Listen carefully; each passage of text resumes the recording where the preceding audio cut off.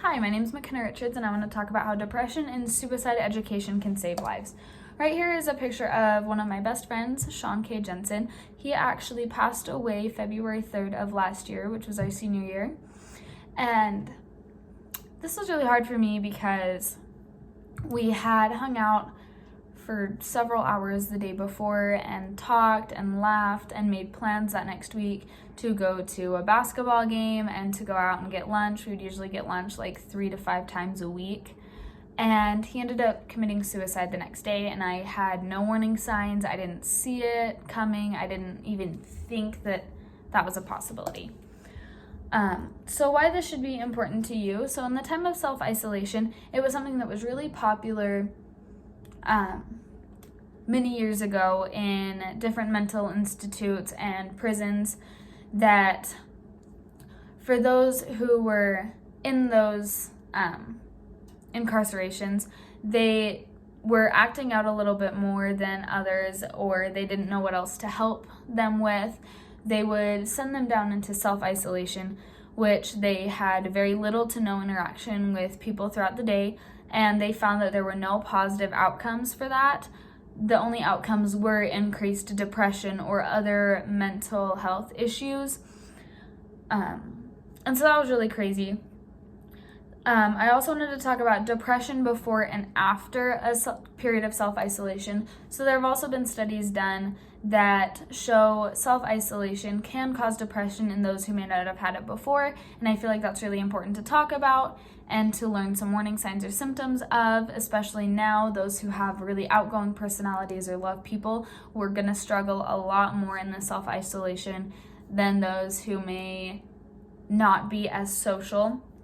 And I also wanted to talk about suicide rates during happier world events like Valentine's Day, Christmas, and New Year's. Suicide rates go up because there's a self-affirmation in those who may be suffering from depression, that they might feel as alone as they've been telling themselves that they are. And so suicide rates will go up in those other times. Really quick, I wanted to discuss this table done by a study done by Holmes, which is the age group and suicide as a leading cause of death. So in ages 15 to 34, suicide is the second leading cause of death. But I really wanted to discuss how the ages 10 to 14, suicide is the third leading cause of death behind accidents and homicide. And it was interesting because in another study, it said that the further we go with the same actions we have now, those ages will get lower and lower as the rates of suicide in those ages will go higher and higher. I wanted to talk about other perspectives. First, I wanted to talk about a rich versus poor versus middle class, which ultimately is there's a benchmark of happiness financially, which is about $75,000. If you make too much above that, you have a higher risk of depression and suicide, and if you make too much below that, you'll also get increased rates of both. So on the upper class side, those who make too much above it, there are higher standards that are held or that they feel are held and they may not be able to meet, which increases pressure and depression, which has been found depression grows twice as fast in those who make above $75,000 a year than the general population. And then I also wanted to talk about those on the lower end. If you make too much below that, it's really hard to come up with the physiological needs such as shelter, food, water, clothing, things like that, which can cause you to be depressed because you no longer can take care of your family as well as you feel you should. And you tend to compare yourself to those who make more, and you will get increased rates of depression that could potentially lead to suicide. I also wanted to talk about the disability community. And I found that those who are diagnosed with a disability later in life have higher rates of depression, especially when it comes to a spinal cord injury or multiple sclerosis, also known as MS. They will tend to hate their lives because they know what it was like before the disability versus after the disability, and they feel they may not be able to achieve those same things, and that others may view them as a charity case and just feel bad for them. Those who are born with a disability have less likelihoods of depression and suicide because they don't know much of anything different, and they've been able to grow and adapt to that change better than someone who is diagnosed later in life.